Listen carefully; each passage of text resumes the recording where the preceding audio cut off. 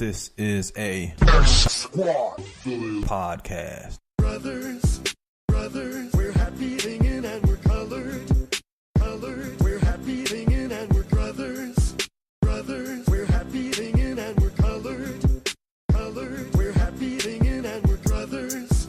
We're happy singing and we're colored. We're happy singing and we're brothers. We're happy singing and we're colored. We're happy singing. Yo, what's good, everybody? It's your boy Fresco. And it's your boy Flaw 700. We are the Podcast Brothers, man. Back with another week. Episode 90. Yes. Let's do it. Episode 90. 10 episodes away from the big 100. Yes, had to do it, man. Episode 90. And by the time, I'm going to just get right into it. By the time you hear this episode, it'll be Father's Day. So I want to just say Happy Father's Day. You ain't introduce yourself. I did. I said it's your boy Flaw 700. Oh, you did. said My this fault. is. Oh, you did. My fault. Yeah. All right, you can follow me on Twitter at Fresco Bin Famous. That's BIN Famous. And Instagram at Fresco Famous. And you can and I'm Flaw 700 on everything. Facts. You ready now? Yeah, let's go. All right. Yo, when y'all hear this episode, I just want to start this off by wishing my brother a happy Father's Day. Right back to you, my brother. I want to wish the fathers out there a happy Father's Day. Also, by the time you hear this episode, I'll be a year older. So, happy birthday to me. Happy birthday to you. Happy birthday. Hey, yo, don't a DMX ad-lib sound tight on everything? What? You could have put that on that. Happy birthday to you. Come on. A DMX ad-lib sound right That on is lit. That is true. everything. I thought DMX ad-libs was the shit before, like, Jeezy ad-libs was considered the shit. I think DMX still got it. I think he does. Before we get too far off, I want to let y'all know, man, for those that listen on YouTube, make sure y'all subscribe to the YouTube channel, Please man. subscribe to the YouTube channel. For those that listen on Apple Podcasts, if you haven't left the review yet, please do so. We on everything: SoundCloud, Spreaker, Stitcher, all that. You know what I'm saying? Except for Spotify. Yeah. I don't know what they doing. We got approved like 2 months ago, and I guess a lot of other podcasters were trying to come on, and it just hit a wall. So, we'll see what that's Spotify looking must like. be a hot commodity streaming wise. I heard a lot of. I actually don't even use Spotify. I heard a lot of good things about it though, but I tried to use it on my phone. It sucked on my phone, but on a computer, it was kind of lit. don't get it. I really don't need all those streaming services. Nope. You know? That's why I don't care anymore. Yeah, like the iPhone come with the Apple Music, yeah. But if you want to support Black-owned businesses, you get Download Tidal. Fact Or some people just use YouTube. Like people don't know YouTube got a subscription service where you pay. Yeah, it's more expensive than the rest of them. Yeah, now. okay, it's $12.99. It's $12.99. But you get videos. You get They even extra. got YouTube TV now. You can sign up for like $30 a month to get certain TV channels on fucking YouTube. Yeah, that's what's up. Fuck cable, dog. Watch TV everywhere. Hey, it's been a while, but we actually got a special guest in the building. Fact though. I'm gonna let you introduce it. Yeah, man. This is a very, very good pal of mine. He's been on a couple of previous Podcast Brothers episodes, and he's actually plugged us into a network where we had about 6 or 7 different individuals come on the show based on knowing him. And that puzzle piece was this man right here, fresh out of China, man. Yo, give it up for my man Cyril, baby. What's good, man? It feels good being back, man. Yeah, man. Appreciate y'all always, bro. Say something in Chinese. Man, all I know is ni hao. What that mean? Well, it means ha. Nah, next time I come back, though, I'll be able to speak a little better. So we definitely going to talk about what you got going on, especially the leap of faith that you took. Oh, man. You just dropped everything and you left, but we're not going to get to that yet. Nah. But we going, you know what I'm saying? But that's coming. But right now we're going to talk about our week. And I guess since our week was so short, I guess we can share the week. Yeah. Because we had the same week. I don't think we I ain't did did shit since then. So Cyril, you want to start how your week was, and then we can just jump right into Yeah, it? you probably got more to say anyway. My week was just trying to catch up on the time difference, honestly. Like, where I'm at, obviously all of China is 12 hours ahead time-wise. So my whole week, I was just like, passing out in the middle of the day. Literally on a different type One of question, not to interrupt you, but how long is the airplane ride? I took 2 flights. Oh, okay. So the first one was from Kunming, where I live. It's in southern China, like near the Vietnam border. So that was 3 hours to Beijing, and then from Beijing to here it was 13 hours. So I was trying to get to the point. Where, it was Philly? like I went to Newark. Okay. So I was trying to get to the point where it's like let's say you leave somewhere at 12 in the morning and then you get to your destination, it's 12 in the morning that same day. What's it like that feeling? Like I've been flying all day. I left June 5th in China and I landed in Jersey June 5th. Right. Holy That's shit. what I'm saying. Yeah, but then when I go back, I leave here June 30th and I land back in China July 2nd. Right. That's what I'm saying. It's like it took you 15 hours to travel, but in reality, 2 hours moved. Yep. That's crazy. Pretty much, yeah. It's crazy. Wow, that's crazy. I never even thought about that aspect of the traveling, especially with that big of a time difference. That's nuts. It's crazy. Whew. You got more? Crazy. No, I mean, just catching up with family. Okay. Saw a couple of the homies and obviously had to check in with y'all. So, definitely. Facts. yeah. When he hit me, he said he was going to be in town. I said, bro, come on, bro. You already know what's up. Stop, you already know what's up.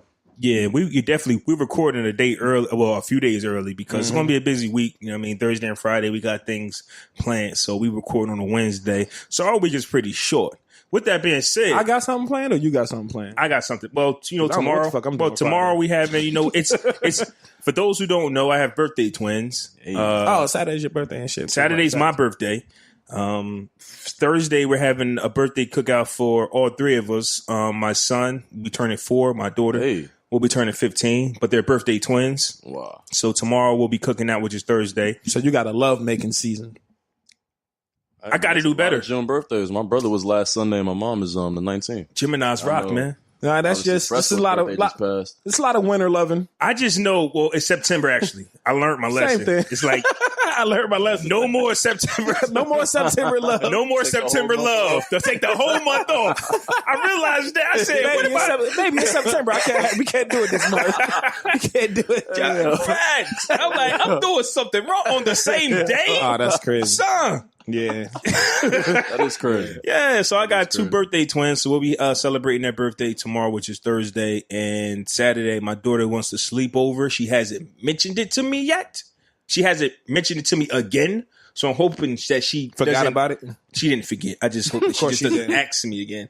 So if that is true, I don't want to be recording a podcast on Friday when there's a bunch of girls here. Oh, yeah. Because this is not like back in the day where you can actually put a movie on and just sit pop popcorn. Right, nah, don't think you coming over my house and texting boys and being on Snapchat. So I gotta be. Nah, fuck that. You can still set them rules. Put your phones in the buckets when you come in. Yeah. Your parents will be here tomorrow morning. Here go these goddamn movies. You got achy breaky heart. I hear you. You sit there and watch this shit. Fuck that. I hear you, but I guess I just don't want my daughter because it'll get back to school, right? It'll get back to school that Jaisha's dad is, corny. Yeah, corny. So you still want to be cool. How do you plan on doing that? Y'all at that age though, like especially you. I'm not there yet. You're not there. No, hell no. Nah. I don't plan. I hope she does not bring it up. That's what I'm hoping for. I haven't figured it out. Okay. She has not mentioned it. And then what will you be doing? Like while I just don't want to be down here because what I don't want, what if something they forget happens, about you? What if something happens and I got to stop the show? That's B. A is just making sure they're good, and B is don't interrupt me when I'm in my office. Oh yeah, when you're in your zone. Right. That's what I'm saying. So, yeah, no, I mean even so. Now that we recording today, which is Wednesday, and then Friday comes up. When Friday is here and everything's happening, how are you going to occupy yourself? I'm just first off, I'm not going to be doing this. This is the main thing, and I'm going to be upstairs, and I'll just be there. It's just like I'm there. You're going to be listening from afar. Yeah, I can. Y'all better not be playing in that toilet. Wait a minute, y'all a little too quiet. Y'all better not be playing in that toilet. Yeah, Kevin Hart. Lean in and listen with your eyes and shit. Right. I mean, I don't know what I'm going to be doing. I just hope that I don't have to do it. I definitely feel you. That's definitely one of those scenarios. This is the first time too, right? That she throwing a sleepover? Possibility. Yeah, it's not official. It's a big deal. It's not it's not. You got a couple more years left. Yeah. That's pretty a big deal because this is like 15. Yeah. Oh, it's a prime season every year, right? Word is life. Yeah. Hey, come on, man. Hey. If that sleeper don't happen this year, it's definitely happening next year. Listen, it's definitely happening next year. Give me another 365. All right, well, how about this? Would you prefer a slumber party here or her be at someone else's slumber party? Good question. That's going to come up eventually, too. Definitely here. Okay. Definitely here, because, but at the same time, I don't want it, because I know. Like, let's not act like this is, you know, back in the day, like social media and these cell phones is the devil. Like you can do what you want. You do what you but want. These kids out here is really doing what they want. You gotta trust their intuition for real, and you know, hope that you did a good job. Yeah. How about you just clip the data plan, man? It's just fucking 40 text messages a month and 80 minutes a month. Go back to take it back on that ass. It can get there. I definitely know of apps where you can actually watch text messages and see how like you could turn data off. That shit is real? You can see text messages? You can do that. You can do that. Yeah, you can definitely. So when shorties be advertising that, you want to see your man's texting? And I don't know that. I just know that this is for like parents and children. I didn't know they had one for adult because you actually they got it, man. But if they got one for parents, children. Well, but this is the thing. I've been to the future and back being in China. Like China got it, man. Ooh, China got it. He's in the technology capital of the world. But I'd be surprised when it comes to the phones for your kids. You have to take their phone and set it. So as an adult, your partner would have to take your phone and you will say, "Hey, well, what you doing?" "Oh, nothing." "Nah, let me see what you're doing." So why you don't trust me with your phone? No. So when you see them take the phone and program it to the app, then you know. Okay. With the kids, it's different. So I don't know how that advertisement you said goes where you want to see what your man is texting without them having his phone. I don't know how that part works. Like that cyber. I know exactly what you're talking about. You know what I'm talking about, right? I see shorties promoting that shit all the time. I've seen that. But yo, before we go, that's too much trouble though, man. Yeah, that's way too much trouble. I would just rather say fuck you, like. And that's why even with my kid, it's like you're like trust them, and like I want to. I haven't set it up yet, but I could. It costs $9.99 a month. It's worth it. But you it's a fact. Would you want to put yourself through that trouble?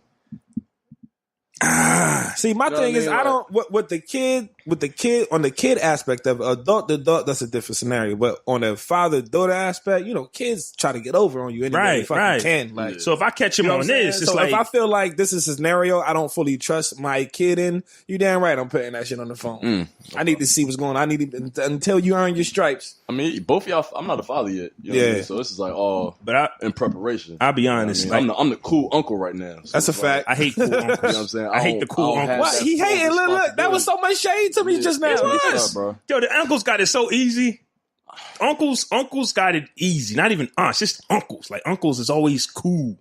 But and I got it, bro. You're an uncle too. What the fuck? Yeah, but AJ and Jace is like they're not aware that I'm cool yet. Yeah, because you're not. I'm cool. I'm cool. They too young to understand. Kids recognize cool. I'm cool. All right, whatever. Sure, bro. But hey, before we go too far off, because that's actually a dope topic that we can go on and on about, and then we can get back to it. Right. But we didn't talk about our week. You did. Yeah. So the week, man, as you guys know, if you follow your guys and if you were in attendance or you had your ear to the social media streets, you are very aware that this past Saturday that we had our very first Podcast Brothers live show. Yes. And it was a motherfucking smash. It was incredible. I got to give Where'd y'all do it? What did we do? Or where'd y'all do it? Where'd y'all have it? Oh, we was in Marsville, PA. It was in PA. Right around the corner. Right over the bridge. So I'm going to give a big shout out to everybody that came, man. Like, y'all really made the show like 10 times better. Because literally the way me and bro was talking while we were doing the show is exactly how we talk on every show, but the fact that it was a room full of people enhanced the conversation. It made it more funny, it made it more interactive, it made the topics go a little deeper. It was just an overall great time, man. From the bottom of your boy's heart, I want to thank y'all, man. Thank you very much. Y'all deserve that, man. Yeah, appreciate it. Appreciate that, brother. I walked into the spot and I was like, man, maybe we kind of sold too many tickets because I thought this place was a little bigger. I haven't been there in a while. But it actually was perfect. It was literally perfect. It was perfect. So y'all had a good turnout, though. Oh my goodness. Smacked. I didn't think that like people, it was seats, people standing, it was people chilling on the lounge because it had like a little bar section. So it was kind of like, in a way, people were hanging from the rafters. Understand? Like in a way, because you had a row full of chairs and then you had people on the side just chilling. And shout out to the DJ, man. Shout out to DJ Big J. He spun during the live show, and he did a great job. He was a great interactive DJ. And shout out to my man Snook, who was the photographer.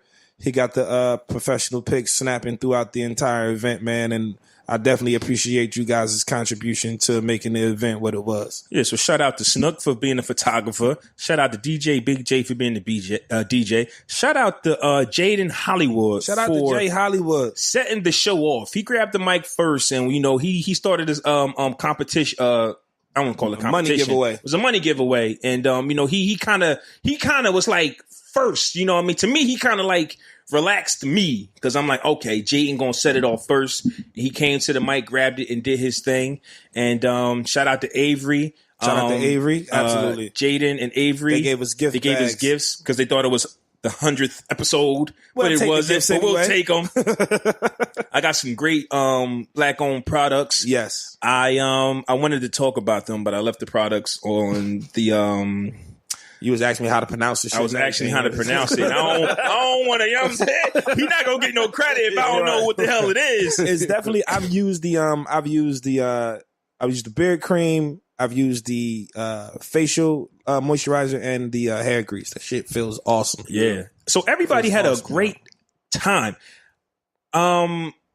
And they say there's this meme that goes around that says when you listen to a podcast, you're like there talking with them. Right, you're sitting next to that poster. Right, sitting next to that poster. Eating that lollipop and there shit. was not one topic that we had where the people weren't giving us feedback. Facts. So, to me, and plus we were with the people. We weren't on a stage. We were like right there. So everything Right. I said, people was frowning and laughing, and so I could see everything. So I'm like, oh, what you say? Okay, you come in. So, if there was, I wouldn't change anything about the show except for the mics. I probably would have used like a lower, less powerful mics. But other than that, I wouldn't change a thing. I think that was like one of the most one of the most highlights of my life. Yeah, That's lit, man. it was really a big deal. It goes to show y'all doing something great. Yeah. Like we always say that y'all brought something to this area that was much needed. Yeah. But I have a question for y'all though. Sure, yeah. What a year later, in what area you guys feel you guys are seeing the most growth? Yo, that's a good question because I was That's a definitely very going to good get onto that because we're in the middle of 2 years podcasting, Okay. right? So the live show was celebrating 2 years, which was on June 9th, but our 2-year anniversary was like June 12th, and today is June 13th. So we're kind of like in the middle. So I wanted to talk about that because growth is important. What have we done in 2 years? And I can honestly say, you were on episode 5, right? And I can remember that episode. Early. And that's kind of an episode, even though it was about police brutality, I don't go back and listen to that because it's like, man, we came so far and I see the growth. And it's like, we just jumped right into it. We didn't have a name. Mm-hmm. We didn't know how to brand ourselves. We didn't know about volume levels. Equipment. We didn't know about equipment. Volumes. My pops was doing it all. I can say, I'm not going to speak for him, but I think that over the years, the 2 years that we've been podcasting, we kind of fell too much in love with guests. Okay. And the guests have kind of, to me, stopped us from sharpening our podcast personality. Okay. Because when you got somebody here all the time, you like bouncing off them instead of me and him bouncing off each other. Building that way. Building that out. So what was the question again? Just like in what area What areas have you grown? Have you grown the most? The Last year, definitely. Obviously from year 1 to year 2, and then going on year 3 podcasting. What do you envision yourself growing into more? Oh man, just being here, not even 10 minutes, I feel like you guys are way more comfortable. exactly. That's what I was getting at when you was on episode 5. Yeah. And you look at us from episode 5. You was also on the episode where we talked about grandmother's hats. Oh yeah. Grandmother's hats. I remember that. Yeah. So let's do the history. We've been here for 2 years. Cyril was on episode 5. I've been on 3. He been on 3, yeah. You've been on the episode with the grandma hats, and you was on the bonus episode with My 400. man, With 400, yeah. 400. Bro, slow down. And then on top of all of that, you Jelani's part of your camp. Oh yeah. Night Shine. Night Shine. Part of your camp. 400. I was actually on the phone with the guy that runs 400. You know what I'm saying? And we talked about doing some things, but when you're busy, you kind of Oh yeah. you forget some things. Yeah. So he light skinned, so they hide me. well, now I know he's light skinned. So Shout out to Flaw. I'll just say that we now know how to brand each other. We know how to brand ourselves. We became a brand without knowing it. It's like by the time we figured it out, it's like, we need to brand this because it's going somewhere. Like you don't know that. As far as where we're going, we announced on the live show that we're doing a web series. Ooh. We're going to do a web series. It's called The Good Brothers. The Good Brothers. The Good Brothers. So people ask me, what's the benefit of podcasting? Where can you go for podcasting? It helps you enhance a personality. And you take that, your personality is your business card. Yeah. You should have seen this on that stage at the live show. You didn't sit there and say, so how was your week? Nah, we was giving them us.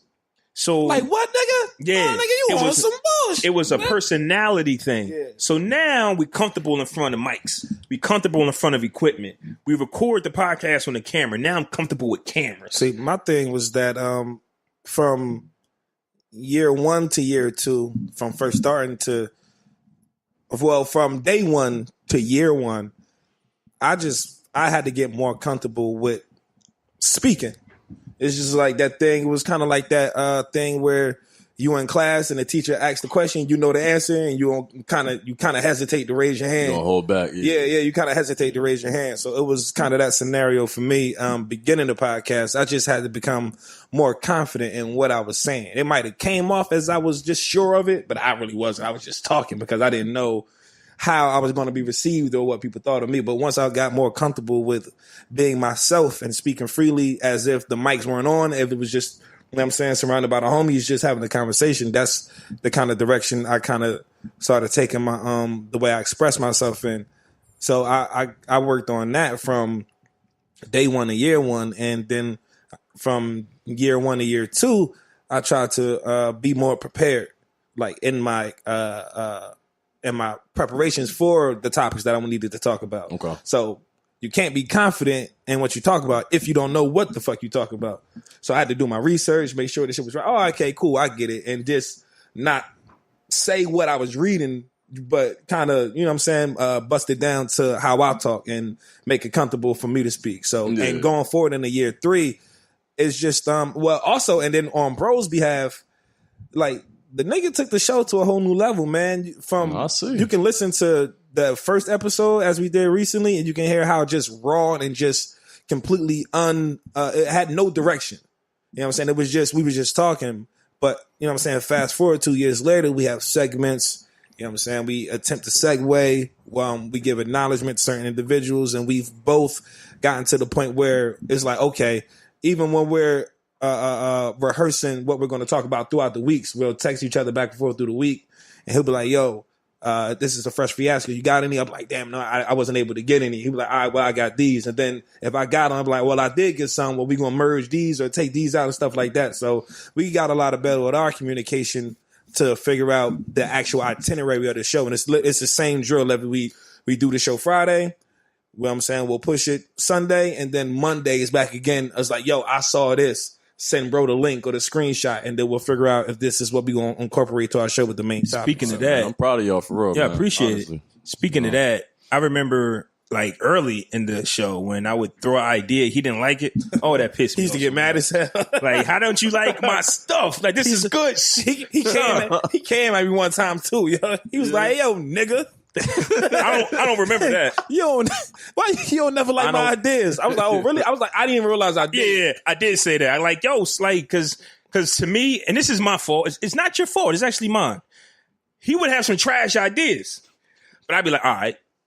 So I, in return, like my trash ideas. But in my head, that's how I looked at it. Yeah. He was really like, I don't like that, which is the right thing to do. Yeah. If you don't like something, you should not. You got to be honest. Yeah. But in my head, like, I've heard some terrible ideas from him, and I'm like, all right. Should have told me them shits was whack, man. True. I'm very receptive to constructive criticism. I think that one of our abilities is to make something out of nothing. Like, y'all improvise very well. We have so many topics where you be like, yo, this ain't gonna go nowhere. And then we do it, and it's like, so that's my vision. I'm like, yo, we can rock this. All I need is a topic. I can talk shit all day long. We've been doing that forever. You feel me? We can talk shit and just all day long. to finish it off, just producing. I think I said this on the live show. I always thought producing was just beat making. Once I started doing this, I realized production is so much more. You're full out. So you full out engineer, bro. So I enjoy doing this. I'm going to enjoy working on that web series, and then it's going to keep turning. It's going to keep turning, man. Like, you know, obviously, for those that don't know, you know, I came back from China. I'm visiting. I coach basketball in China. I know we're getting to that. Yeah. But I know Fresco know I perform out there too.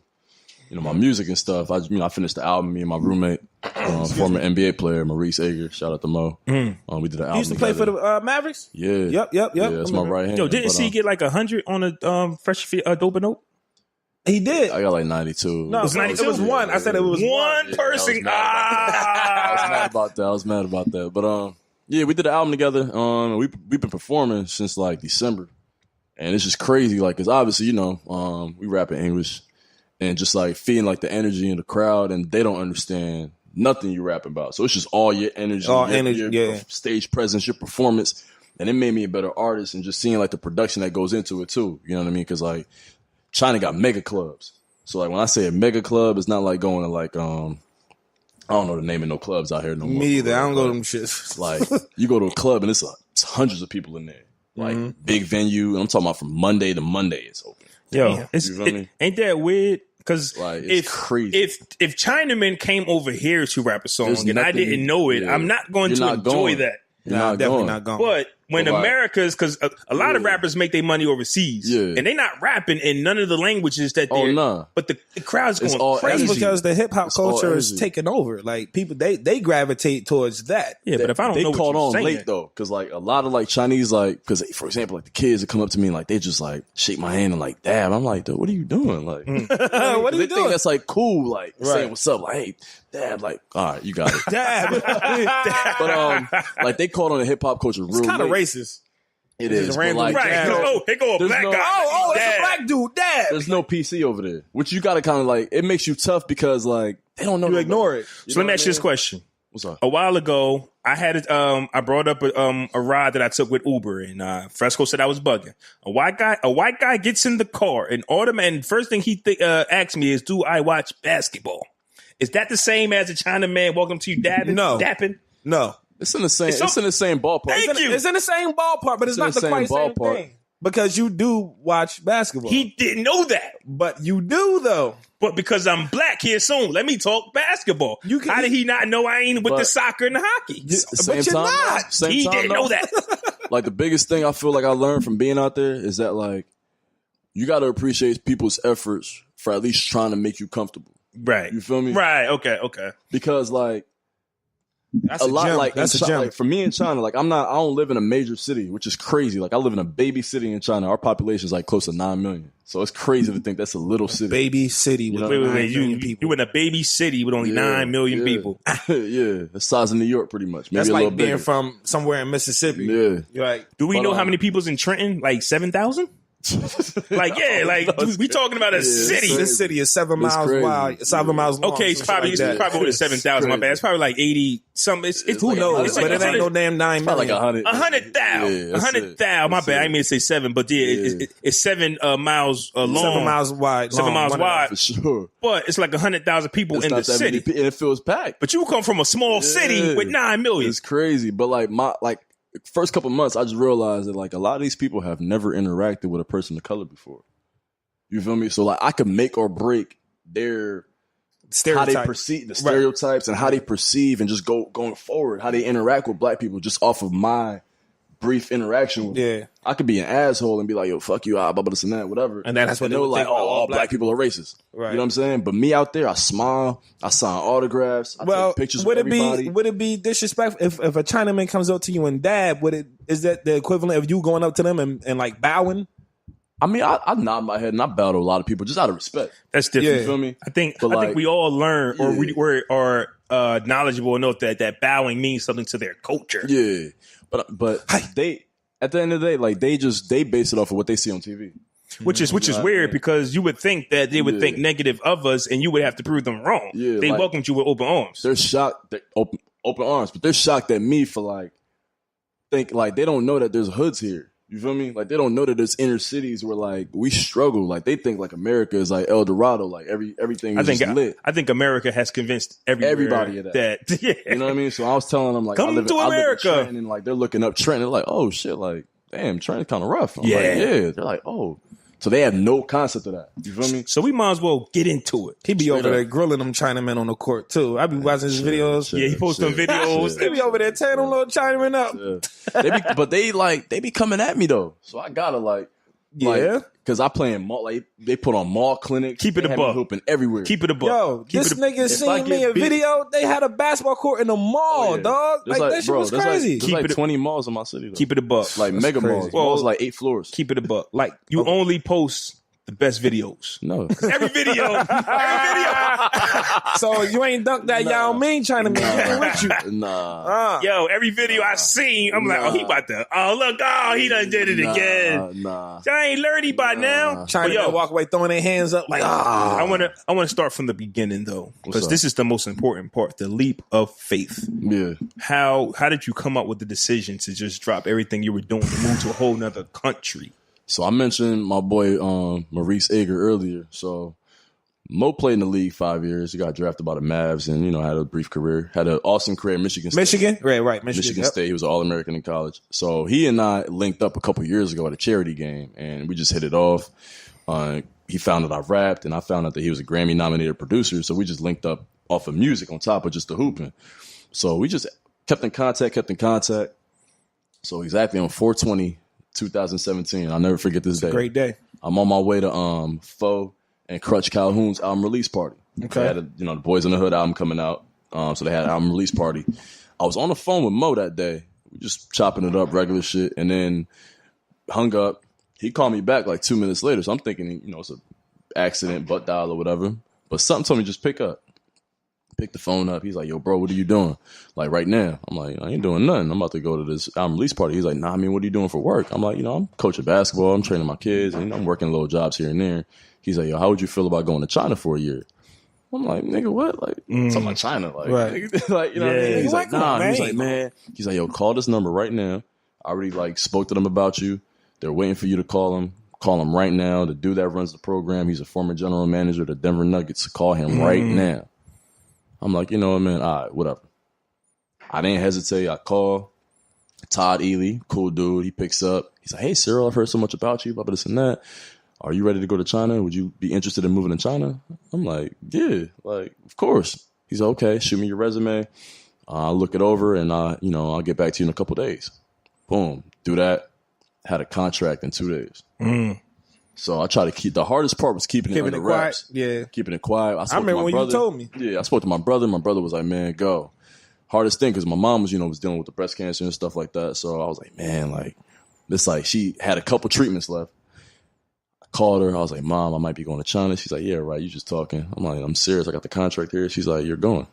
No questions about it. Mm-hmm. As soon as I heard that word from her, I was like, you know what? I know you. I've been taking you to chemo. If you don't want me to go, I'm staying. She's like, you're going. You're not staying here. As soon as she gave me that, that stamp of approval. Stamp of approval. Yeah. Excuse me. It was a go, and I was like, man, I've been here 28 years at the time. I've never really traveled outside of America other than going back home to, the Cameroon, Central Africa. Other than that, I haven't really experienced the world. I'm going somewhere where everything's going to be taken care of. The biggest thing is just me relying on myself. And it's like, man, if I don't make this move now, I know I'll regret it.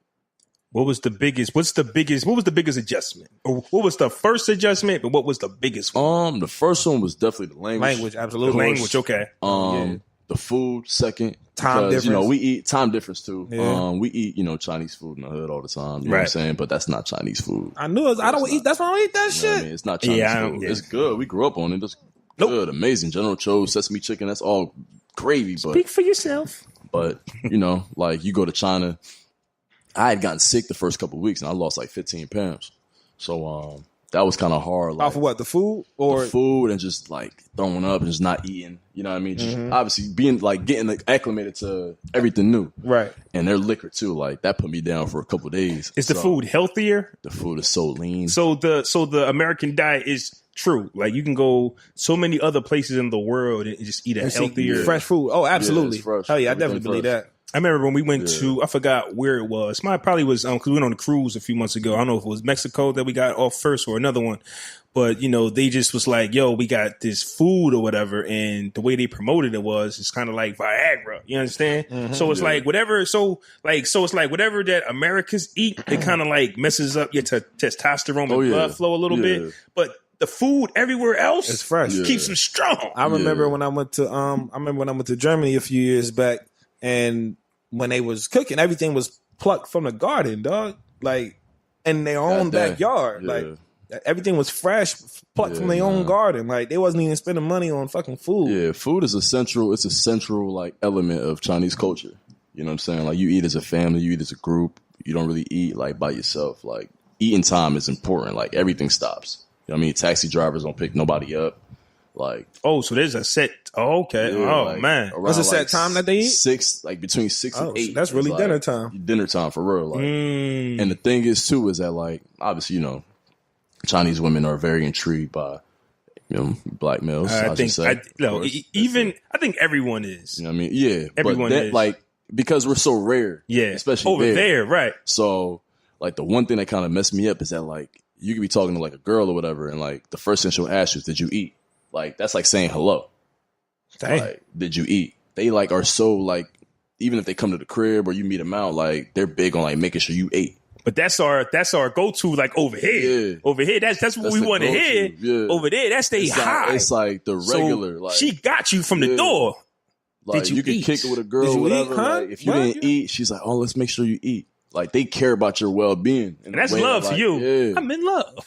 You know what I mean? She just being a normal, regular woman. Things, but like they got to make sure you ate. Yeah, like they're not gonna have you hungry in any way.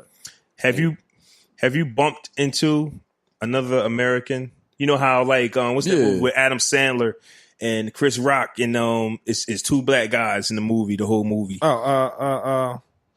Grown ups. And like, these are my white people. These are my white people. Have you ran into that? Yo, these are my Chinamen. I'm the only black man around. I mean, when you go back to your own baby city with there's like people. Go back to your country. So, me and Mo, obviously, we coach basketball together, and then we also do the music together. So we kind of stick out a little bit. There's some other brothers that's there. I kind of felt a little, I wouldn't say resentment all the way, but like for those that have been there for a while, and then you come and like you're like the hot commodity. Just steal that love. You stole their love. You steal their thunder, and like you're lit. Like I don't want to toot my own horn, but like I feel like I'm a solid individual. Mm-hmm. So like that makes other people uncomfortable, especially in a realm where they've been the dominant like foreigner. Mm-hmm. You know what I'm saying? And you come and it's like, like I dress a certain way. Like my footwear is always on point. Like I talk a different way. So it's like you kind of feel a little, like your shine outshines his. Yeah. And I don't hate on nobody. I never have. Yeah. Well, that's nothing to do with you. That's all about how comfortable that person is. Somebody else's insecurities for sure. But it's crazy to like. There's so many people out there, but you still find time to like just hate on me. Right. You know what I mean? Like coming over here thinking he the shit. I'm the shit over here. I know that there's people right now who want to quit their job and just take a leap of faith. Right now, if you got the opportunity to do it, man, do it. But I feel like traveling for sure is just the greatest like tool. You don't get no thrill like that, man. There's so much you can get out of that, man. I mean? Like I said earlier, we was having the side conversation, like just being away from all like the poison. I feel like we put in our systems every single day, whether it's music, the news, what we entertain ourselves with, like regular everyday conversation that really means nothing. Like it's pointless conversations. Like I feel like the relationships that I kept while I was gone are all genuine. Like Jarrell, my bad, Flaw, Fresco. Like I don't speak to y'all every day, but when we talk, it's always from a point of like growth. Yeah, right. You know what I'm saying? Like I don't need to check in on y'all every single week to know that y'all doing y'all thing, or vice versa. Facts. Got a question. You know what I mean? Any of them beat you yet? In basketball? 1-on-1. You see his face? Hell no. Hell no. You better not lose in them little Chinamen. But you got to know somebody's coming. Like it's I've literally never seen. Maybe you can clear this up. But I've never seen a nice Chinaman. Like, I've never seen you just hand a Chinese dude the ball and be like, yo, get buckets. And he just go ham. I haven't seen it. There's some nice hoopers out there. Yeah? I ain't gonna style. There's some nice hoopers out there. But the culture of it is so behind. They Just in the, like, they don't understand. Like, even my kids, because my kids come once a week. Mm-hmm. And they be like, you know, why am I not getting better? Like, dog, are you working on your game at home? Right. You know what I'm saying? Like, you remember growing up, like, We I don't was know at if the Flaw hooped really, but Fresco, like, We was at the park we all the always time.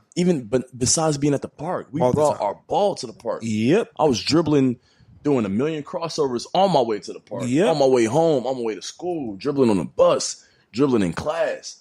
Like, there's no question why my handle is how it is. I used to wear ankle weights You know what I mean? for no reason. For no reason. I used to have them shits on all the time. Sleeping. They don't except for understand that all the grind. time. Yo, if you want to be great at something, yo, like we spoke on an earlier podcast, we was talking about rapping and like how, like, you know, we had a book of rhymes. You was writing rhymes, like you was sharpening your knife with the homies. Yeah. You know what I mean? Battling, just, yo, what you think of this? What you think of that? Calling homies on the phone, like, yo, I just wrote some crazy shit. Yeah, Like, facts. Falling in love with your Facts. own notes. Yeah, Like, yeah. man, did you wait till you hear this? There's none of that no more. And there's no like honest like critique. Like, there's nobody to really push them. So like our job, like, I understood it early on, like, kind of frustrated me just because like I was so used to kids like going to get it, that got talent, like they know they good, they know what they got to do to get to where they want to get. Over there, like, it's such like a they're so polite as people. So like people don't want to stand out.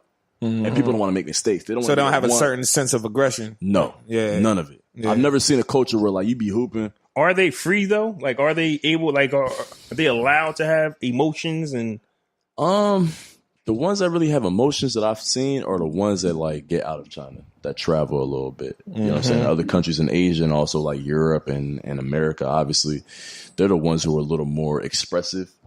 There's a hierarchy. So meaning like the person at the top, like whatever, like I'm the head coach. So pretty much whatever I say goes. Like my Chinese coaches can't say nothing to me. You know what I mean? But like I try to create an atmosphere where like if they have questions or want to add on to like the lesson plans that I put together, feel free to holler at me. How do you I mean? teach I try to them? empower them. How do you teach them, bro? So pretty much what happens is that I draw up a lesson plan every week. So we have class Friday, Saturday, Sunday. Those are my working days. So every Wednesday we have a coaches meeting, and I show the coaches the lesson plans and what I want them to do. And the Chinese coaches are the ones who in turn teach the kids. Okay. We also have a translator, my man Ben. He's a Chinese kid who speaks good enough English. So he's like the liaison between me and the Chinese coaches. Okay. Okay. And Mo is, you know, like under me too, but he has his own station. So like kids who are a little better and more talented, they go train with Mo for that day. Shout out to Cyril, man. He let me just use the Chinese portable charger. I don't know what this shit say on it, but it worked like a mug. Look, you see this shit? This is crazy. What that shit say, bro? I can't read that shit. hey, Read that shit. Good looking. we're a little late with the platform, but we still got one. We still got a clap for him. And with that being said, man, I hope I pronounced this guy's name right, man. I'm bad with names. Who I'm going to clap for? I'm going to clap for Freddie Sherrill. Let me think read that's that. his Let me name. read that. Let me read that. I there. don't trust you. Sherrill. Oh, Cheryl? Freddie Cheryl? Freddie Sherrill. Sounds better than Sherrill. But it's a last name, though. Anyways, this North Carolina man, he overcame homelessness and drug addiction to graduate at the age of 65. Give that man another round of applause. Wait a minute. Let me lit. find my clap. Let me find my That is clap. lit. Give that man another round of applause. That is So lit, a man. little bit of his story. Let me see where we start. Man, so half of his life he was unable to read, and he dropped out of school at 8 years old. How do you drop out of Damn. school at 8 years old? That's crazy. After Where he from? North Carolina. Damn. He must have nobody around. He graduated at the age of 65 after dropping out at the age of 8. After years of What is he dealing doing? after years of dealing with being in the system, homelessness, being homeless, drug and alcohol abuse, and even attempting to take his own life, it turned around for Freddie. Can't say his last name. Turned around for Freddie when a pastor took a chance on him and hired him as a groundskeeper at church. The opportunity inspired Freddie to learn how to read and provide a better life for his wife and kids. Decades later, he earned a bachelor's degree at Charlotte's Queen's University. And And on the road wasn't easy either. You know, he didn't give up. It took 6 tries to get his GED and 13 years in associates. So he was homeless and married with kids? Hey man, shout out to that man. When man. when they said he was married, I'm like, well, who would marry him? But at the time, that's a thought that jumped through my head. I'm trying to figure out at which point after the job did he. Don't matter. so we're gonna clap for Freddie, man. Don't matter. Clap for Freddie. Because you know what? I ain't got to tear that man's story down. It's not over. It's never over, man. Shout out to that pastor though, man, for real. Yeah, for real, man. All you need is one shot. Sometimes all you need people man. is one opportunity, man. You see Shout out to Freddie for drop out of seizing school that at 8 opportunity, years man. old, though. Yeah, like that's crazy. That sucks because that just shows you that there was nobody around to say, "Hey, Right. Freddie, you can't do that." No, that's not the Let thing to him do. it. Right, let him do it, and you know, go through the drugs and alcohol. You know, the pastor took him in. Not every a rose grows from the concrete, but not all of them. You know, there's always that one. You know, he was that one. What the fuck was I doing at 8? Going I was to in school. Yeah. I was in school. I was in school. I don't remember nothing. I don't think about I school. I don't think I disliked school at 8 at the time. Right. I don't think that I was there. And if I did, I don't dislike it. I liked it more than I enjoy going to work now. Shit. So it's a little something. I mean, we kind of touched on it earlier, but I wanted to touch on Father's Day a bit for the fathers and even for the uncles, because Yeah, man. there's something about being an uncle as well. Yeah, Right? Yeah. It's like being a dad is different, but I understand. Like I said, I haven't had the opportunity It's to cool actually to- be an uncle. It's cooler yet. to be an uncle because you get to have all the fun, but you and don't then have send to them do back, none of the and then send them discipline. back to the kids. Yeah, You don't have to send them back provide the parents. discipline. Like when dad and mom start wilding, and it's like, yo, my dad get on my nerves, man. You like, yo, nephew, chill, man. Let's go play some ball, or let's take a ride, or let's play the game.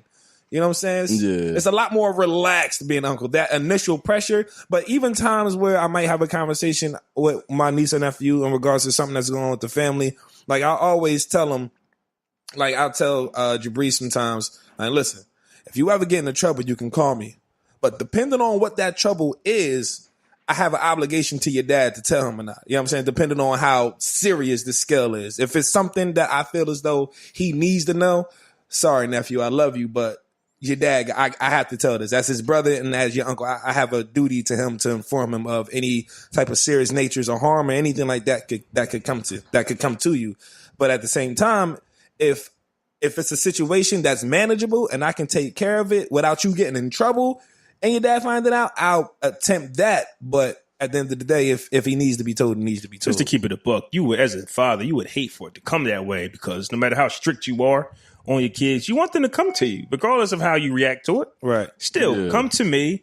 We'll fix it. I might curse you out while we're fixing it because, you know, I try to help you prevent making these steps, but it's just the flaws of being a dad. Yeah. But I wanted to talk about the impact of children in your life. You know, how they make you feel. Like, how did they change? Did you change? Are you the same OG, just with a bigger heart?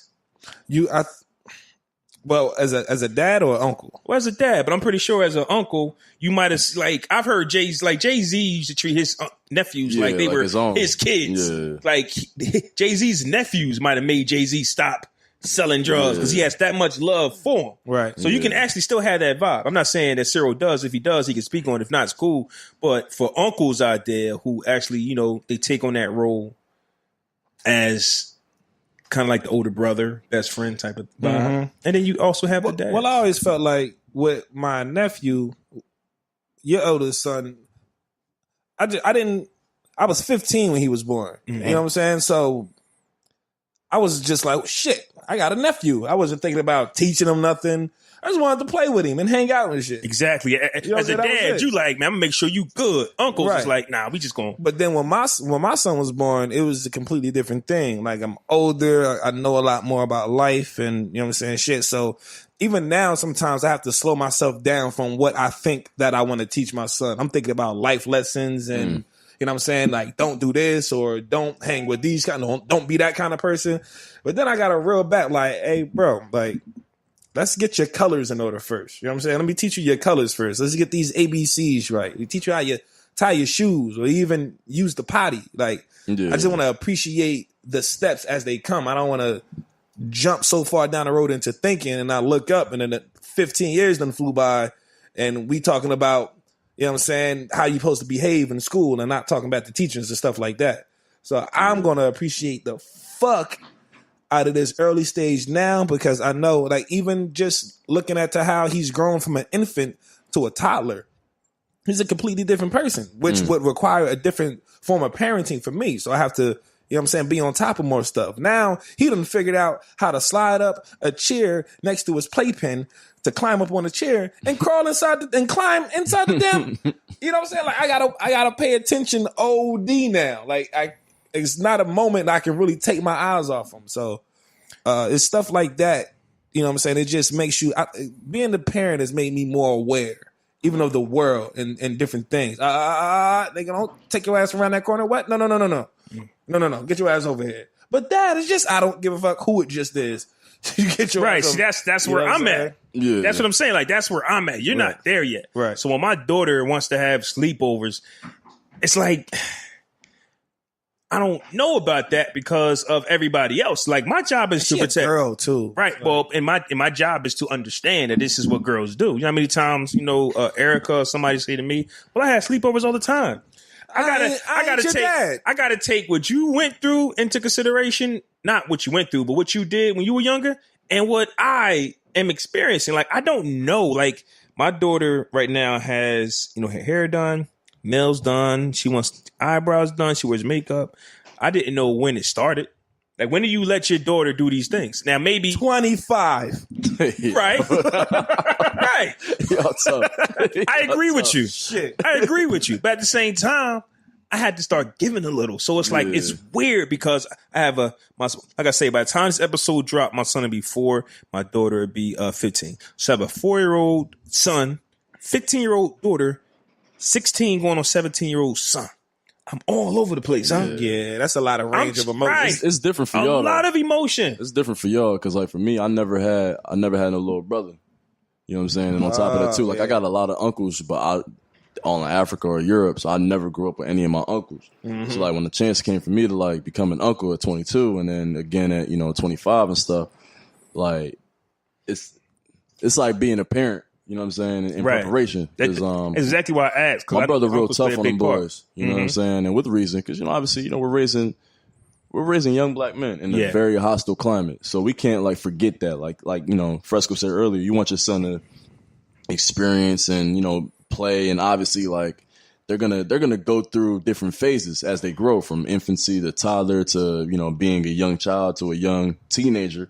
You know what I'm saying? There's different phases that they got to go through. But you still want to have that structure and also break the mold and the stigma of what it is that's attributed to being a black father. Because for all of us, I'm sure there's different times where, at least for me, where that presence wasn't there. Right. You know what I'm saying? Especially at critical moments for myself. You know what I mean? I'm just now, like, getting to a point where, like, I'm establishing an adult relationship with my dad. My dad actually just came to visit me in China for 3 weeks last month. Which was, it was cool. It was a cool experience for him to see the world. But it was also our first time, like, really me being a real adult. Right. And us, like, spending that much time together. Usually if you don't mind, like 2 days, 3 where days he's from? together.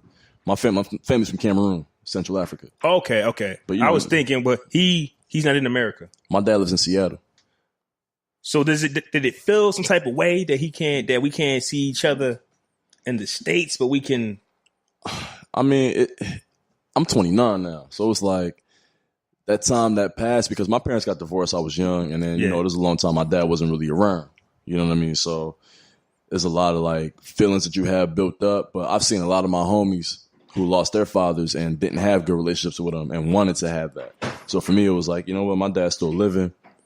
Regardless, we're not in a great space, but if the chance comes, I'm not going to turn it down, because at the end of the day, there's other people who go through a whole life not having any type of relationship with their father or not even knowing who their dad is. You know what I'm saying? So at the end of the day, all that stuff that I went through, it didn't break me in any way. It may have, delayed my progression, but it never stopped my blessings. I feel like I got the biggest blessing in my life by being able to go to China and being able to host my dad. Facts. You know what I'm saying? Facts. And not have to ask him for anything. Like, I don't need him for anything. You know what I mean? So with that being said, like, I look at my nephews, like, it's preparing me to have kids, one day, and also see what kind of father I want to be. Because I know for a long time, when I needed one, I didn't have that luxury of having it. And it's crazy how like there's a stigma that like even between African men and African American men, but a lot of us go through the same cycles, and to even like link those chains, we just have to come to a table and have honest dialogue. Right. You know what I'm saying? Because growing up in an African household, you're always taught, oh, don't be like the Black Americans. Don't be like them. Don't be like them. But then a lot of our fathers repeat the same shit that you see the homies go through. Right. You know what I mean? Like my parents don't feel comfortable in hood or urban settings.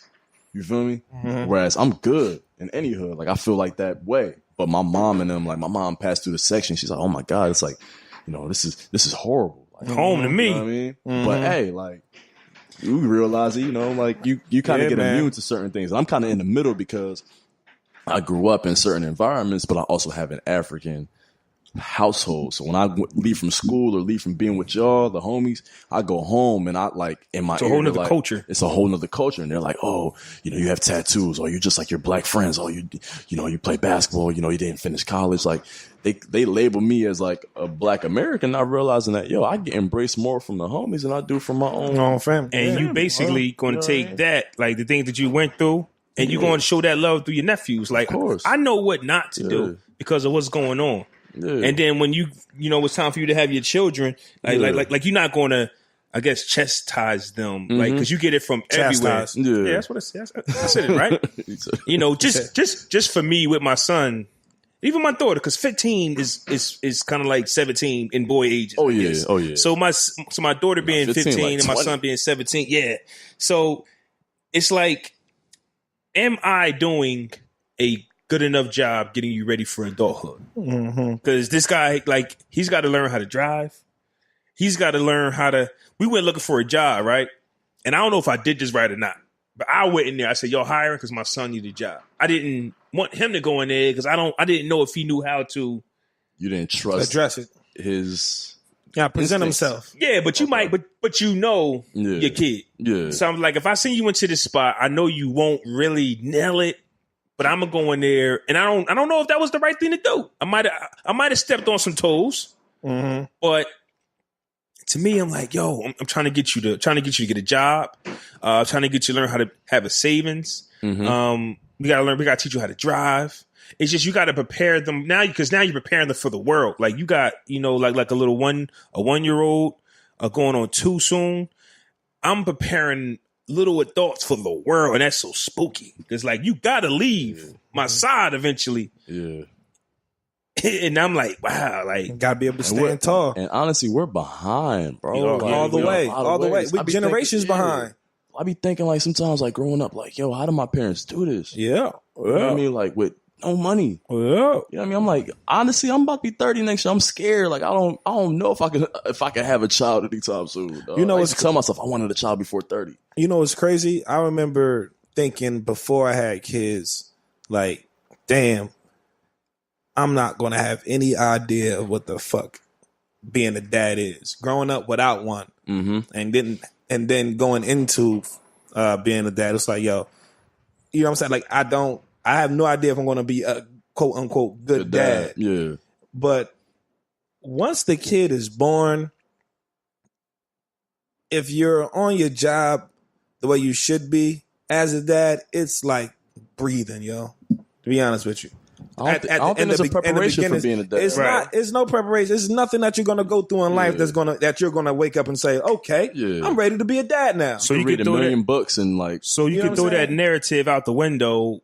Nobody taught me how to. Right. Yeah. It shouldn't be like that. Nobody had you just like anything else, you learn it. You got to learn how to drive. You got to learn how to read. You got to learn how to write. You got to learn how to walk. You literally have to go through these basic functions. So when you're learning your kid, that's becoming a dad. Knowing your kid is the best way to be the best parent. It's definitely a cultural aspect though, because obviously I live in China, like in a society where none of my colleagues or friends out there have siblings. You feel me? Like, is it like limited there? Like they had how many kids? For like 50, 60 years, they had a 1-child policy.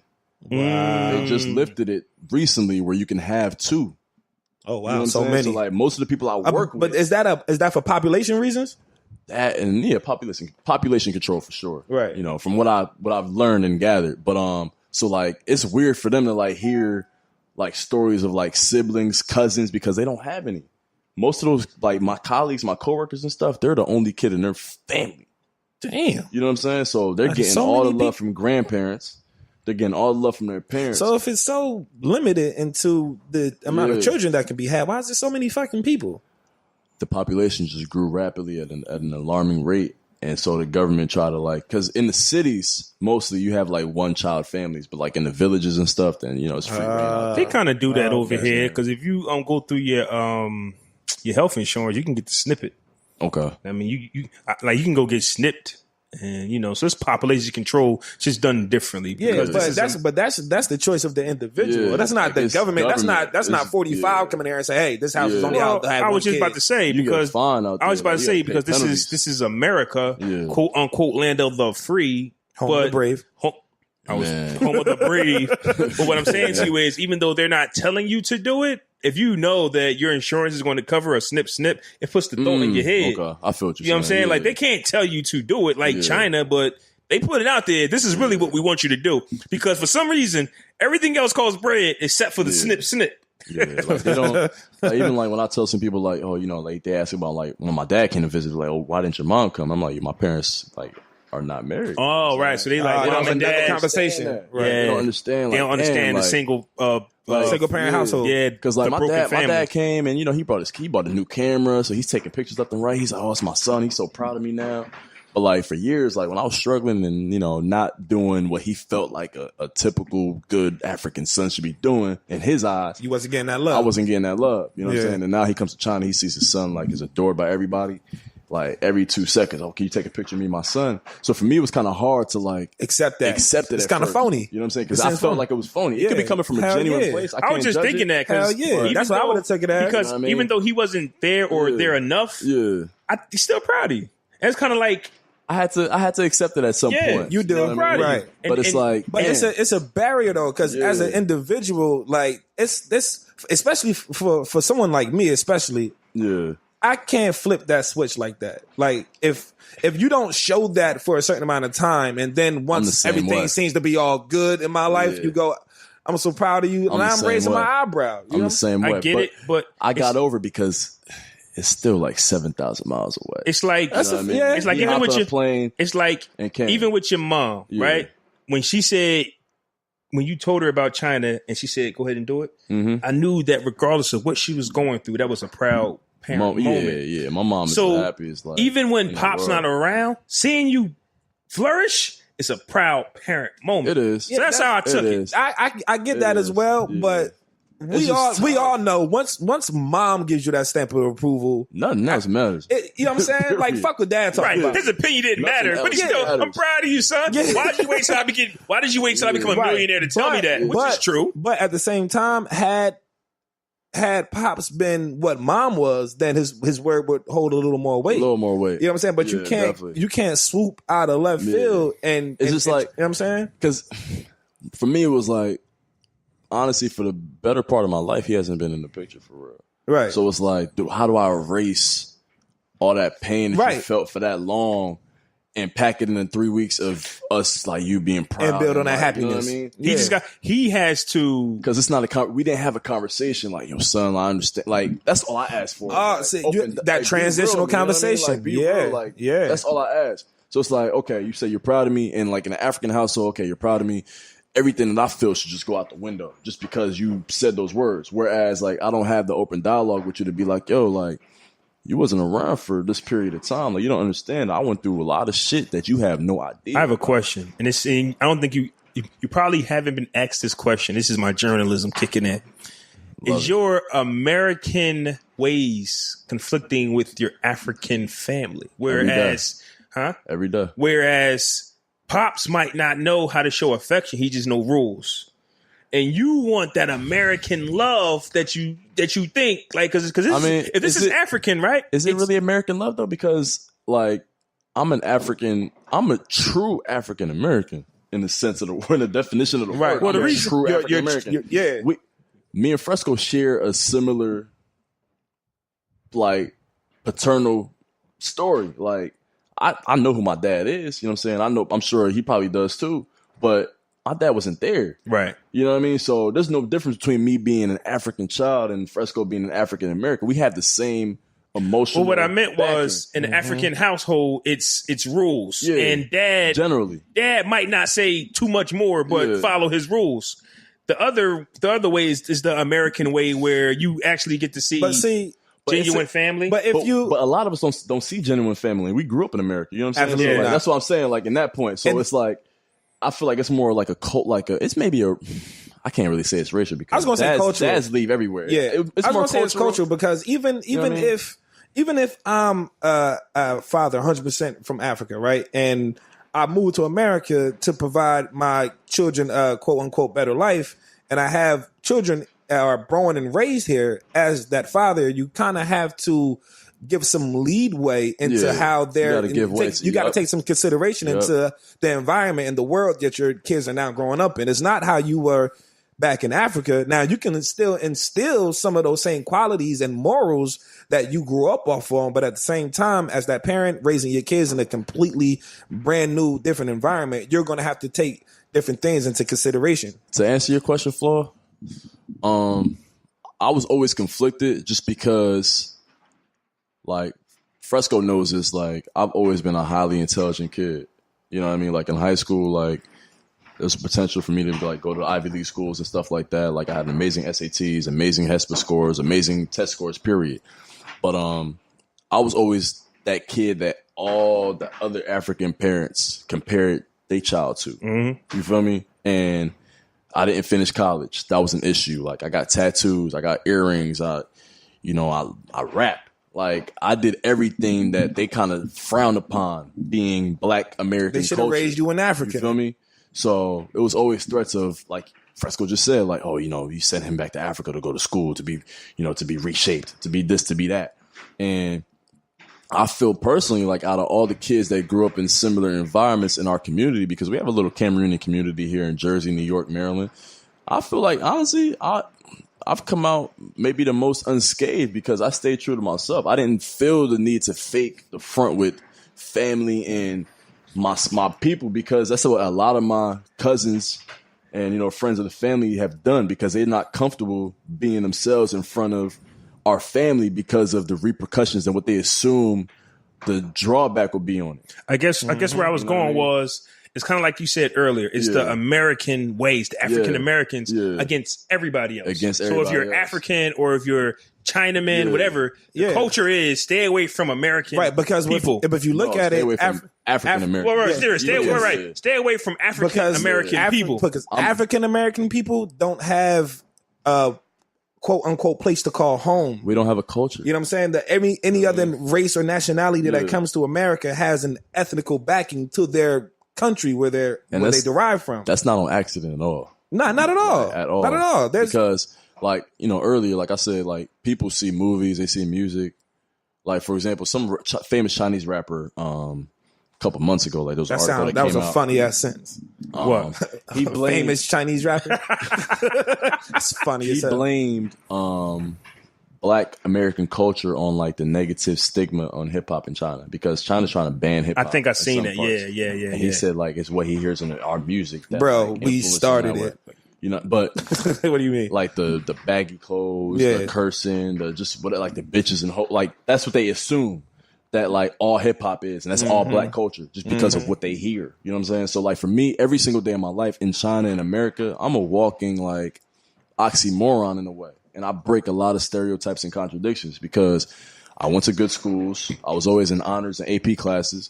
It used to bother me all the time. Like I said earlier, like, when teachers would be like, oh, you speak so well. Like, it's not a birth given right for me to speak this way. Right, you know what I'm saying? right. Both my parents got PhDs. Like, how else am I supposed to speak? I was educated early on. Like, I have a thirst of learning, a thirst of reading, of having knowledge, of gaining knowledge, which is you guys both share. You know what I mean? But because we look a certain way, people automatically assume certain things. To piggyback off that, you know what I mean? You got a big ass beard, like they're already automatically frightened. To piggyback off that, I kind of feel, and it's just me because I'm always reaching. I think I reach, but I be having my a little points. bit. If you was playing D, you get crossed over. Yeah, I used to hate. This don't happen no more. I don't know why, but I used to hate when I be out with my son and white people. We'll give you congratulations. Oh my God, they just light up because they just what you're not used to me. But you know, you saw a black man being with a kid. It was just like you could tell in their eyes, and it was like the most beautiful. It's like they weren't prepared for that. Wow, I've never seen this before. That's how I took it. Did they say that? No, but it's just like, what are you smiling from ear to ear for? Because you see me with my son. I'm just, subconsciously we're taught certain things. yeah, I'm just doing. I'm being me and my son are coming from a store. No big deal. Like we're taught subconsciously. Like if you watch something 10 times, like the 11th time, it's going to become a natural instinct, and it's going to be ingrained in your mind already. So for the most part, like most people see the news, they hear stories of all these rappers, all these famous athletes. Like most of them don't have a father. Like take LeBron, for example. You know, his biggest thing in life is he never knew who his father was. And that's why he goes out above and beyond to make sure that his boys and those around him feel his presence. Like a lot of us have a similar, you know, story that we could draw back on. You know what I'm saying? And we don't really see great examples, even though, like, I mean, it's sad to say now, but early on, a lot of us watched Cosby Show. And that's why Cosby was such a hit, because it showed a black father in the house who was successful with a successful mother, and the kids, they lived in Brooklyn, but they were well educated. They expected to go to college. They expected to be upstanding citizens, which is something that you didn't really see in that culture at the time. You know what I mean? Good times, like James was leaving the house every other freaking episode, damn near.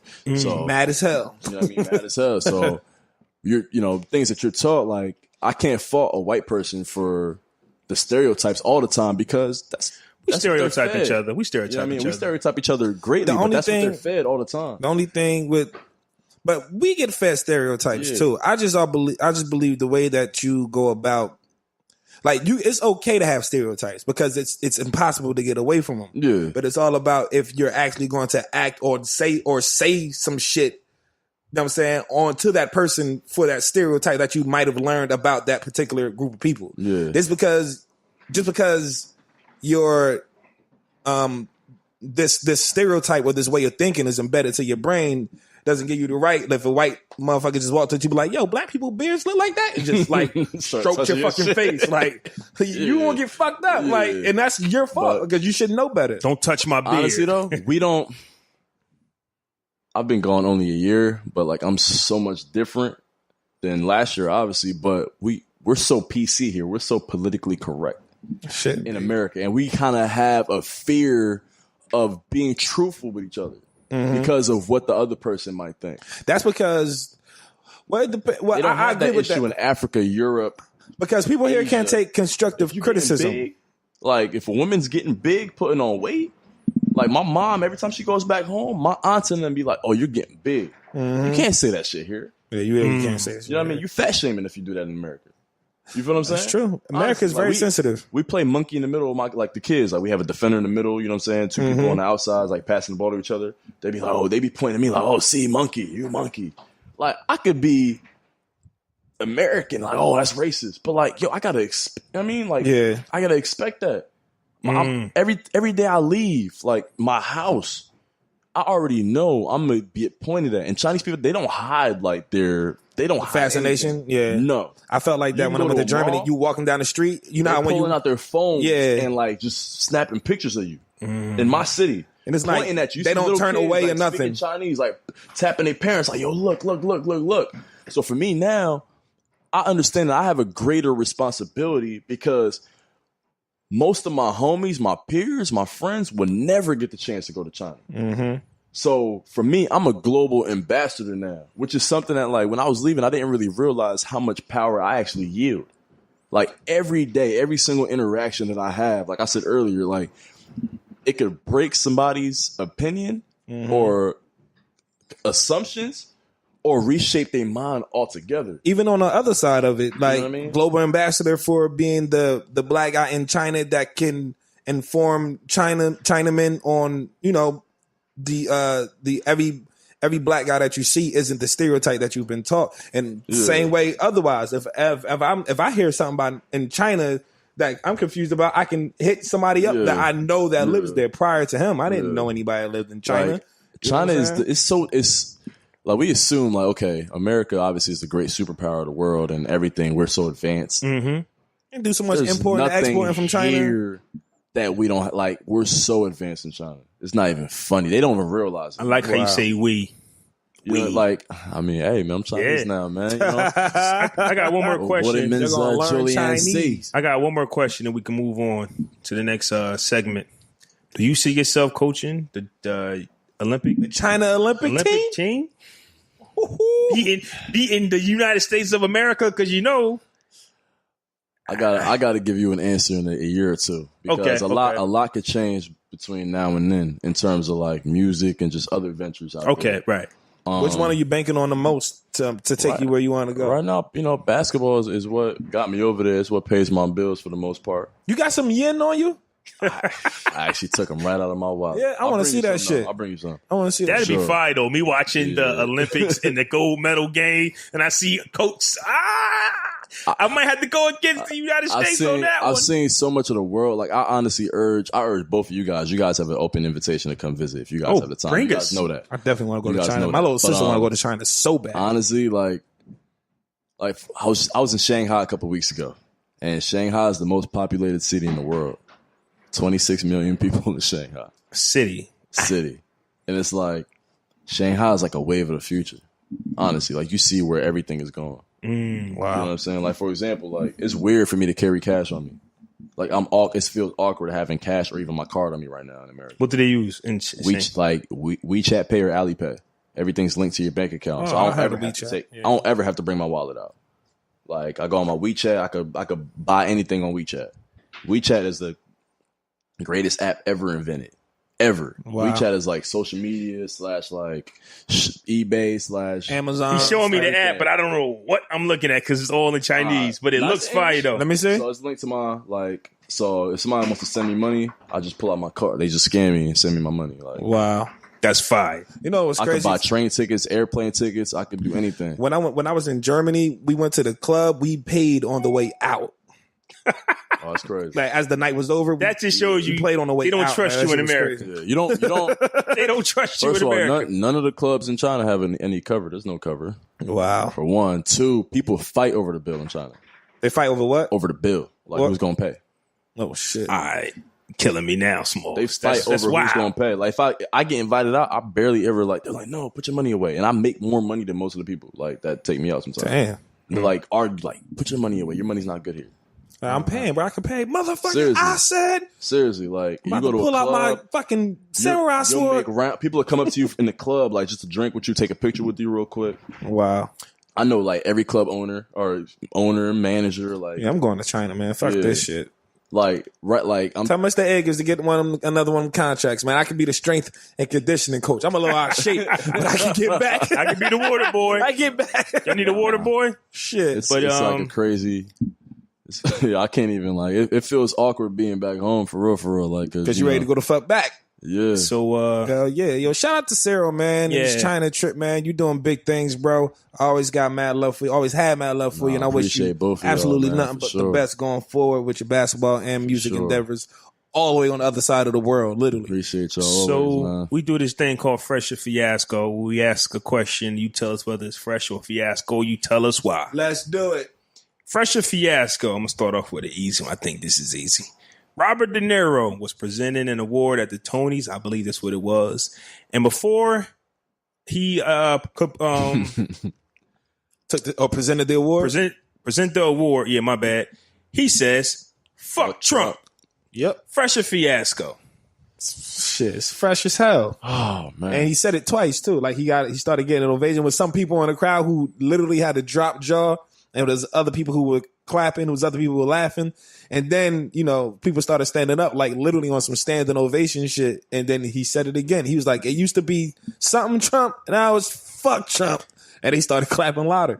I always fuck with Robert De Niro. Always. I always fuck with Robert De Niro. He's the head of some of the dopest gangster movies and family movies, too. Meet the Fockers. Yeah. You know what I'm saying? Casino. And he loves black women. And he loves black women. They got another Scorsese movie coming out. It's going straight to Netflix, too. Scorsese, the guy that directs them. Scorsese? What I say his name was? Yo, as soon as I said who, he started. Wait a minute, what's his name? Scorsese. Martin Scorsese, not Scorsese. Well, I don't give a goddamn. I don't. Hey, I was like, who? My man scored. He said that shit with confidence. Yo, I thought I had that one too. Normally if I ain't good with names, I take my time. I thought I had that one. Yo, ask me first next time. I'm gonna definitely go fresh, especially the way that they treated Obama the last 8 years. But normally I wouldn't agree with this because it's supposed to be the president, whether we like him or not. It's supposed to be the president, but he's done ruined it so much. And the way they treated Obama for 8 years, man, it's a mix of both for me. Nothing. Only reason why I say fiasco in a little bit is just because I don't want to see them go after Robert De Niro, man. He's had a great career. I feel like they do something like that. You know what I mean? You know Trump and them. Like, they're going to try to tear that man down. So, and that's one thing, not to cut you off. Tweeted something. I was thinking earlier, it's like, does Robert De Niro have the energy to keep this up? Because now they're going to come after him. I hope he ain't got nothing in his closet, yo, because the way they're coming at people now. Yeah. They finding out everything on people, dog. Yeah, well, that's the only reason why I was like, but I salute him for always. He always, speaks his mind. He's always been on the front lines of a lot of things. But I just hope we don't hear nothing about him negatively in the coming weeks because of that statement. Fresher fiasco. Lloyd Banks leaves G Unit Records. I don't think anybody. I'm gonna say fiasco. I'm gonna say fiasco only because it doesn't matter. Yeah. He been on G Unit for the last how many years, and he's still been making his music the way he's made it. Like, Banks has never been the kind of artist to shoot for the glitz, glamour, and glory. He had 50 to do all that for him. So only thing he literally had to do was rap. Show up to the studio and rap. He's never been that guy that's pushed for that spotlight. When that wave of next upcoming New York rappers is supposed to take the mantle, Jewels and Banks and them niggas, Fab, like they kind of was like reserved, like, you know what I'm saying. Lloyd didn't really step up and take aggression with that. So I'm gonna say fiasco just because I don't think it's going to be any different the way that he approaches the music. I'm gonna say fiasco because there's two types of Lloyd. There's two different Lloyd Banks. There's the one that's on G Unit that does albums, and there's the mixtape Lloyd Banks. Punchline King. I think Lloyd Banks is too obsessed with punchlines and mixtapes. If you listen to his mixtapes, it's just him rapping nonstop. Yeah, that is true. If you listen to his albums, ain't no songs on there. Right, ain't no songs. He's just rapping, which is fire. Nah, some of them be having songs on there. The Cold Corner 1 and 2 is pretty lit. I get you, but the hooks be right. They be basic. They be real basic. They be dry. They be mad basic. His hook sounds like his verse. You can't play none of them shits on the radio. Right. That's a fact. So when you listen to his albums, it's been known that 50 has helped him with his singles, which allowed him to be different and sell more than Jewels, more than Fab. Like, he was the guy. He was under G Unit. Right, he was the guy. He was the guy. He was the weapon in G Unit's arsenal. He was the rap guy. The one. So for him to leave 50, it's him saying, I just want to rap. I don't want to be creative. What mixtape he just has not been creative on his own. Man, this shit going. So I'm gonna go fiasco because even though G Unit ain't popping, I say that shit all the time. Even though G Unit isn't popping, if Banks was working on a album, 50 still would have like, you need a single. Buck right now has a song out right now that's on the radio, man. I'm pretty sure Fifth gave the approval. Like, you're not putting nothing out unless you have that record. I forgot what the name of the Buck song is, but everybody here, that's probably easily forgettable. It got a chick in it. I don't know. I'm saying it's probably easily forgettable. So forgettable. But so Banks leaving is just him saying, I want to make mixtapes for the rest of my life and just freestyle. Fiasco. The only way it could be fresh is the structure of the release, because if it allows him to have full creative control on his albums and work with producers he actually wants to work with, then we might finally get another Banks album. When was the last Banks album? Beamer, Benz, and Bentley. Nah, that was just a single. Hunger for More 2 was the last album. Hunger for More 2. That was just a single. That was off a mixtape. I think Beamer, Benz, and Bentley might have been on part 2. Beamer, Benz, and Bentley was on part 2. It was Hunger for More. Then it was Rotten Apple, and then it was Hunger for More 2. And Beamer, Benz, and Bentley was on Hunger for More 2. Right. My bad. No, it was on a mixtape. It was on a mixtape. Yeah. No, it wasn't on a mixtape. It was on their independent release. It was on Lloyd Banks' independent release because that single went gold, but the album didn't do good because it was independent. Okay. So there is a fourth. I just can't think of the name. Okay. So we might get another album, and we see Banks works with some other producers because he's been working with the homie Doe Pesci for a minute, and then a couple other producers that I think Lloyd Banks is still like 90s New York rap. Right. I think he's completely engulfed into that era of music, and I don't You think he touched on wants it to earlier conform. though, about like I feel like it's the same with Cole. With who? With J. Cole's like being so reserved now and like pulling himself away. Right. Like I don't think Banks understood how fast things would move with the unit. Like with 50 had the greatest run in hip hop history. Man, for you to that shit come was out and real, sell yo. 12 million and then 10 million on your next joint, and to go from Your whole being plant went shot platinum? that everybody sold. And 50 honestly could have pulled a hove and been releasing every summer, but he took summers off to make sure that Banks had shine. Group to make projects? sure that Game came had out. shine. Even Buck. Yayo even sold 800,000 Yep. records on his first joint. Yep. So 50 I had don't the think they Midas touch, for understood real. how crazy it was gonna get. And like you said earlier, like 90s rappers like that, like Banks is the same with like Vado. Like those are guys that just want to spit. They just want to be in the studio. Right. They just want to rap. They don't really want to do any of the extra shit that is mandatory to be in that lane. Yeah. And 50, like, even because 50 even said it, I think one of Banks' parents had died. Yeah, he was like, yo, come in the studio. I ain't And worried about that. 50, like, you know what I mean? Like, Was it his 50 parents or obviously- his dad or his dad, grandma? his dad died, his right? dad. Yeah. And but 50, like, not having never known his dad, his mom, And his mom died so as young. He don't can't feel have that. He can't understand he don't feel empathy that. for that anybody, loss. You know what I'm saying? So I feel like that's where the strain in their relationship started. And Banks, like, instead of appreciating what he brings to the culture, has been so, you know, withdrawn from it. Yeah, yeah. So I don't know if this will continue down that path, or he'll actually make a resurgence and actually step back into the game on his own terms. I don't see a resurgence. Me I either. think it's over You for think the it's over? PLK, And one more man. thing too, I also Fiasco. believe that a part of them, all of them, probably got too reliant on 50. On 50, yeah. Yeah. You know what I'm saying? Because Well, they like I literally, them niggas had the easiest job of any In the world. hip hop artist ever. They the were a world. part of the biggest fucking music group for that time period, with the biggest personality wise and music wise. They literally just had to walk behind them. But I'm telling you, Buck got a single. Buck got something. Nobody cares though. Why would you bring that ain't up heard again? the record. I'm telling you, it was pretty dope. All right. Fresh and Fiasco. Rapper 6ix9ine. Trolling Chicago rappers. Somebody else go first, man. I mean, Well, cool. Oh, you want to go first?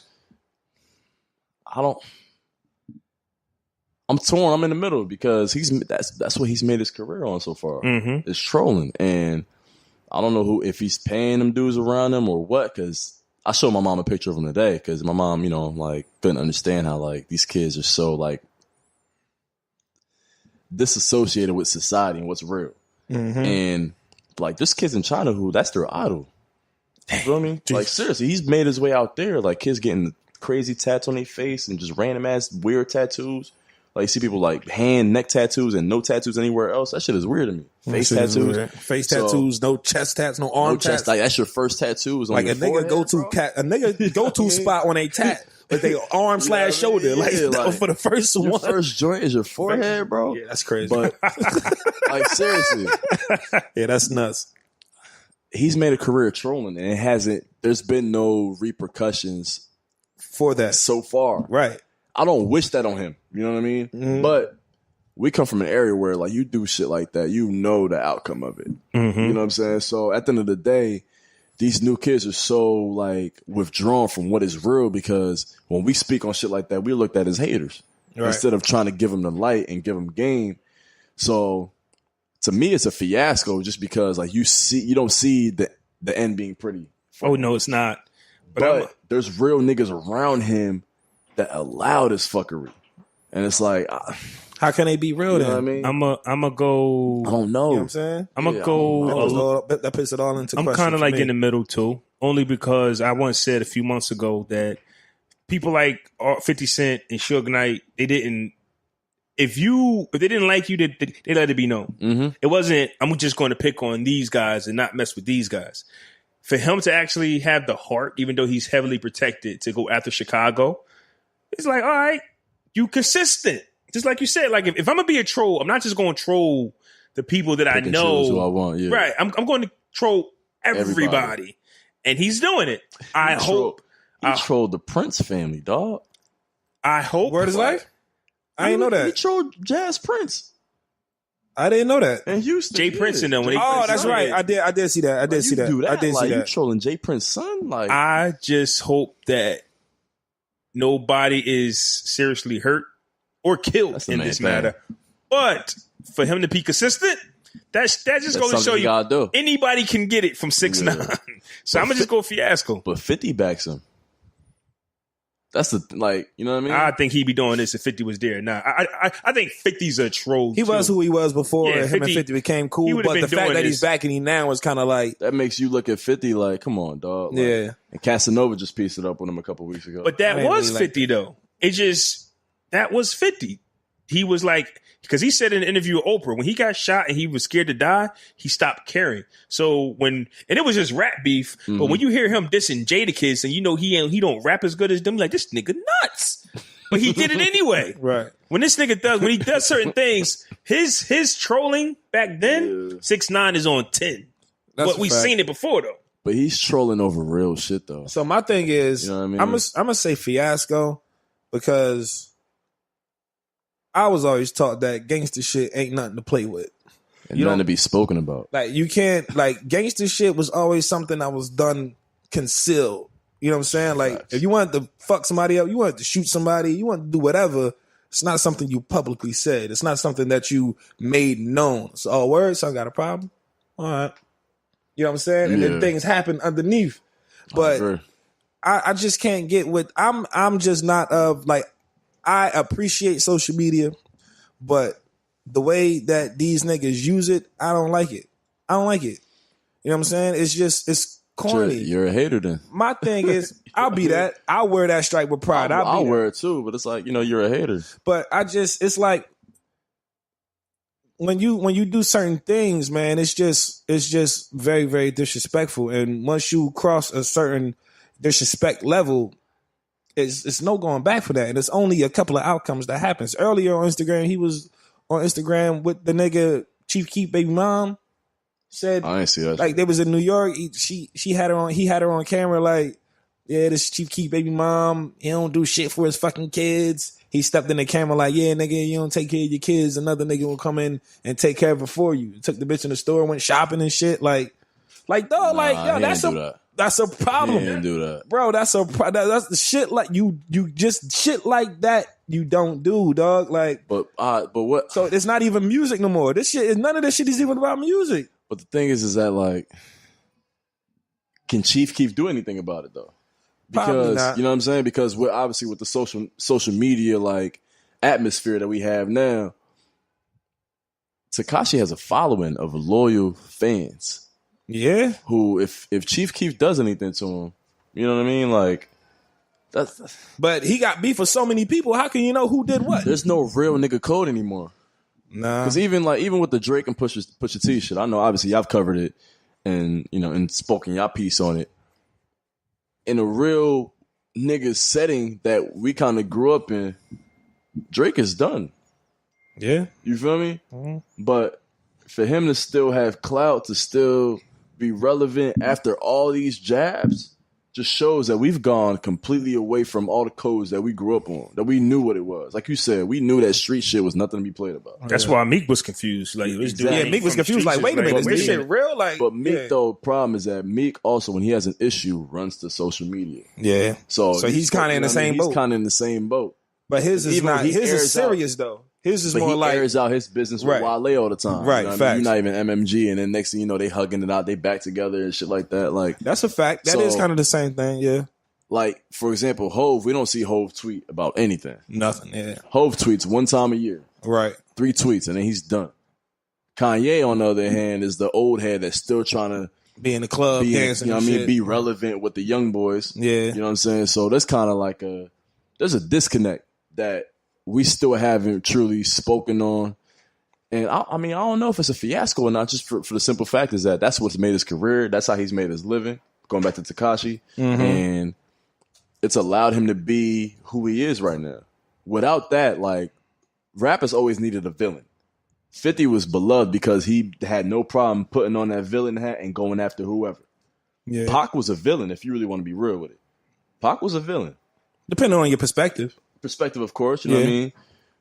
But going back in history Right. and seeing all the stuff that's come out now with us knowing that, you know what I mean, Biggie probably didn't have anything to do with his shooting and shit like that. Right. He knew And that. He knew that. And, you know, Mobb Deep and them had nothing to do with anything that happened to him in New York. But he was a villain. And he embraced that role very well. And I feel like 50 has done it. And obviously Tekashi's done it in a way of capturing the social media aspect of it. Because nowadays, there's nothing that surprises you anymore. Like I saw the double XL cover, the freshman cover. I ain't recognize none of I ain't that. recognize nobody on that cover. I ain't I recognize seen a none whole of them, bunch though. of face tats, and I was like, and, damn. and different color fucking hair. That's what the game has come down to now. Yeah.